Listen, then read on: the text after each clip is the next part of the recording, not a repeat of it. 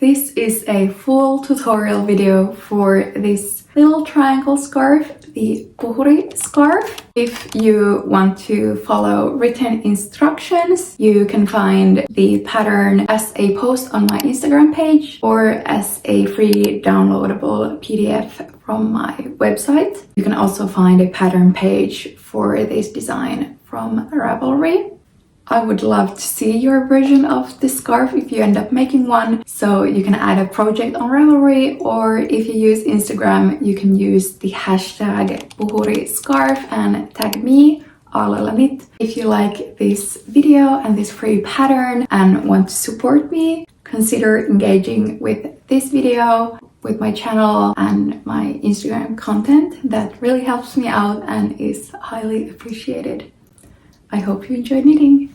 Let's do a quick overview of the pattern before we start, and note that there are timestamps in the video if you want to jump ahead or if you need to repeat something. The scarf is started here from the middle and increases are made on every row to make the triangle shape. Rows of stockinette, and the stripes are garter stitch with slipped stitches, so very simple. This gray version is knit with DK weight yarn and a 4mm needle, and here you can see what the scarf looks like in fingering weight yarn and a 3mm needle. So definitely feel free to play around with different yarn weights and gauge. The sizing isn't that precise as this is not a garment you wear. The increases are made using make one right, make one left, and make one right purl, make one left purl. You can pause and read the instructions from the screen, but I will show you how to do them when we knit the scarf. Using the main color, cast on 5 stitches. I use this knitting cast on method, but feel free to use whatever cast on is most familiar and comfortable for you. The first row worked is a wrong side row, and this is a setup row and no increases will be made here. Work as follows: purl 2, place marker, purl 1, place marker, purl 2, and then turn your work. Next row is a right side row and work as follows: knit 2, make one left, inserting the left needle between the stitches from front to back and knitting through the back loop. So we get a left leaning increase. Slip marker, knit 1, slip marker, and make one right. So insert the needle between the stitches from back to front and knit through the front loop of the stitch. So we get a right leaning increase and knit 2. 2 increases are made on this row. And there are now 7 stitches on the needle. And now we are turning again on the wrong side, and this time we will increase on the wrong side as well. Purl 2, make one right purl, so insert the left needle between the stitches from back to front and then purl from the front loop.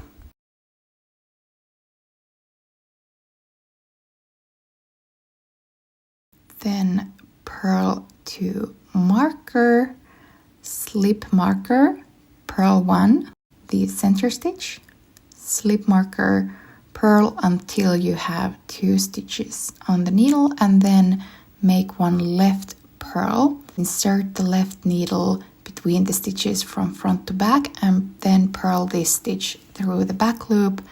And my trick here is to turn the stitch around on the needle to get the back loop on the front, so it's easier to purl. And purl the last 2 stitches, and 2 stitches have been increased on this row, and there are now 9 stitches on the needle. Next, we are going to make 4 increases on every right side row and 2 increases on every wrong side row while continuing working in stockinette. So row 4 is a right side row, knit 2, make 1 left,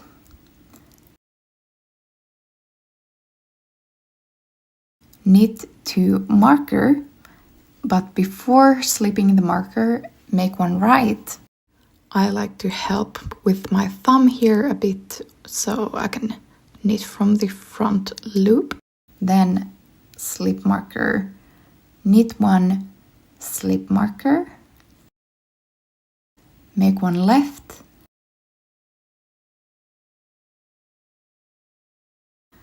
knit until 2 stitches remain, make 1 right.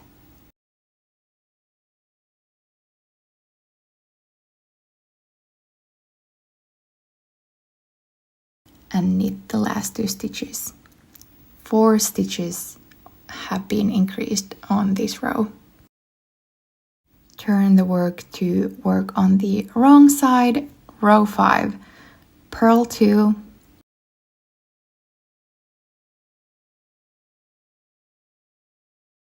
make 1 right purl. So on the wrong side, we always make the increases next to the end stitches, the edge stitches.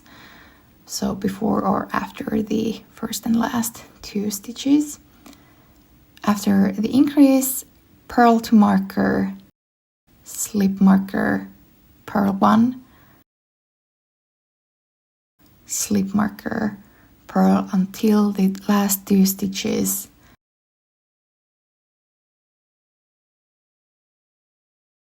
make 1 left purl. And here again you can see how I twist the stitch around on the needle so that I can get the back loop on the front and purl it there. And purl 2. 2 increases have been made. Next, repeat rows 4 and 5 once more. So 1 right side row with 4 stitches increased and 1 wrong side row with 2 stitches increased. After repeating rows 4 and 5, you should now have 21 stitches on the needle. Now begin to work stripe A over 2 rows, while also continuing to make 4 increases on the right side and 2 increases on the wrong side. So switch to the contrast color, knit 2, make 1 left,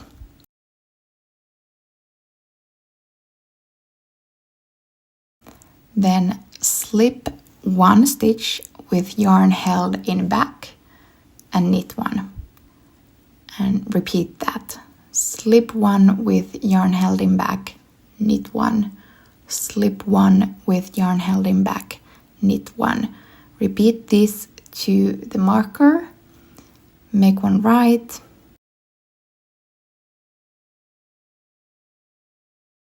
slip marker, slip 1 with yarn in back, so the center stitch, slip marker, make 1 left, knit 1, slip 1 with yarn in back, knit 1, slip 1 with yarn in back, and repeat this until 2 stitches remain.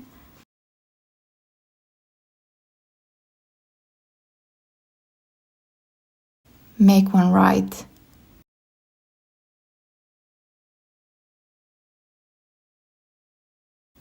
knit 2. 4 increases have been made. Stripe row 2 is a wrong side row, purl 2,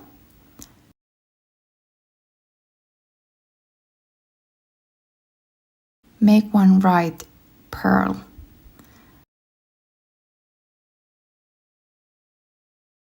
but now we switch to knitting the stitches to the marker on the wrong side.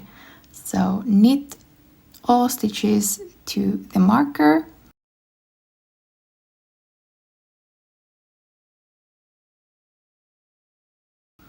slip marker, knit 1, slip marker, knit until 2 stitches remain,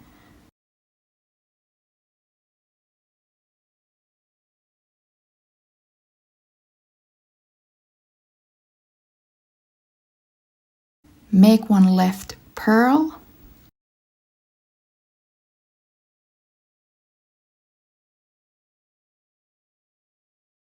and purl 2. 2 increases have been made.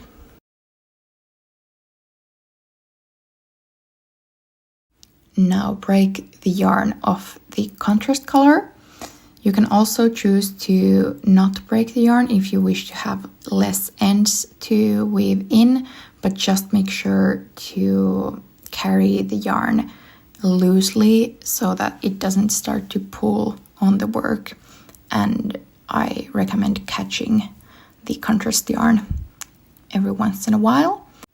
Switch to the main color and work the rows 4 and 5 a total of 4 times. So 8 rows in total with 4 increases on the right side and 2 increases on the wrong side. Here we now have 4 repeats of rows 4 and 5, so 8 rows in total in stockinette in the main color. And now work stripe B as follows. So taking the contrast yarn again, knit 2, make 1 left,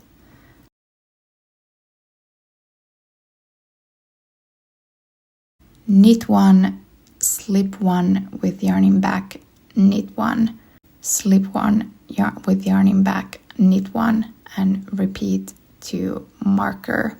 So this is basically the exact same as stripe A, but instead of beginning with the slipped stitch after the increase, we first knit 1 and then slip 1, knit 1. So the rhythm is a bit different, and you can see that the contrast color and main color bumps from the garter edge do not line up. They go like the opposite way on this stripe.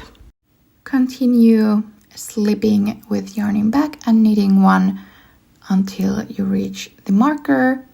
Make 1 right, slip marker, slip 1 with yarning back, so the center stitch, slip marker, make 1 left,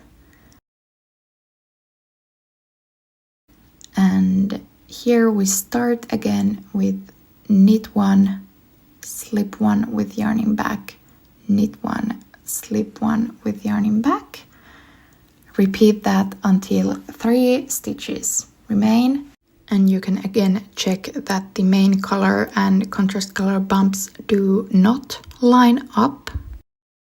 And coming to the last 3 stitches on the needle, knit 1, then make 1 right, and then knit the last 2 stitches.